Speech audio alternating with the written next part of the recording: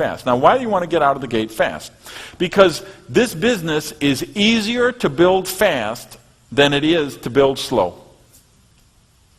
Believe it or not. It sounds ironic, it sounds like a paradox, but it's absolutely the truth. It's easier to build the business fast than it is to build the business slow. Why? Because when we build the business fast, we get momentum going. We get enthusiasm going. People who see exponential growth going on in the organization put extra time and extra effort into the business, and the whole organization grows faster as a result. When a rocket takes off, a rocket might use 75, 85% of its fuel just to get off the launch pad and get out of the atmosphere. And then once it's out of the atmosphere, with 20% of the fuel, it can go from here to Mars and back, or here to the moon and back, or whatever the case may be. But the biggest thing is to break through gravity, get outside of the atmosphere. And it's very much the case in network marketing. You want to break through the initial inertia. You want to break through the initial fears and resistance, the little things that people have made up in their mind about why the business don't work, or why the business might be scary, or why they should procrastinate doing this or doing that.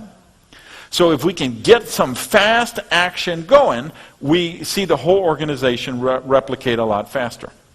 So one of the things, if you really want to get out of the gate fast, I'm going to suggest is you train your people who are working with the warm market prospecting to go through the whole get started training. They do their list of people. You want to have a list of at least 100 people.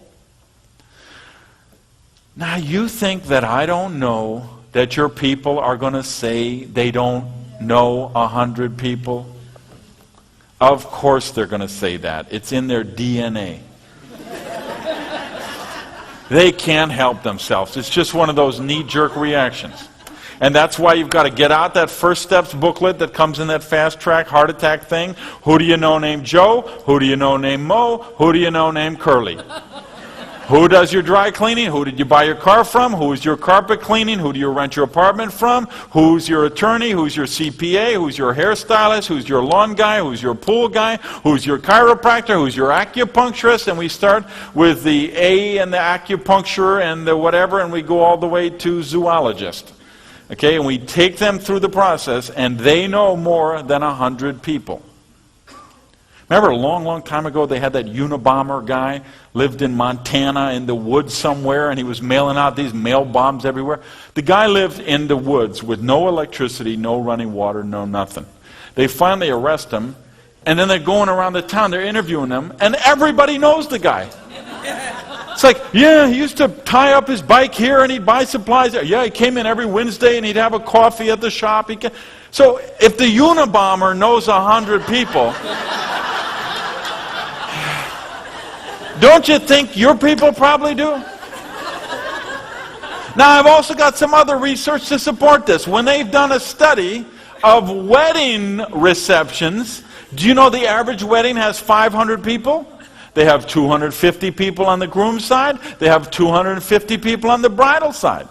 Which makes sense, because when they also did some checking on the funerals, they found that the average funeral, median, 250 people signed the guest book. So the way I look at it, if you can turn out 250 people when you're dead, you can probably turn out 100 when you're still kicking. So we really work with them and we get them to do the list of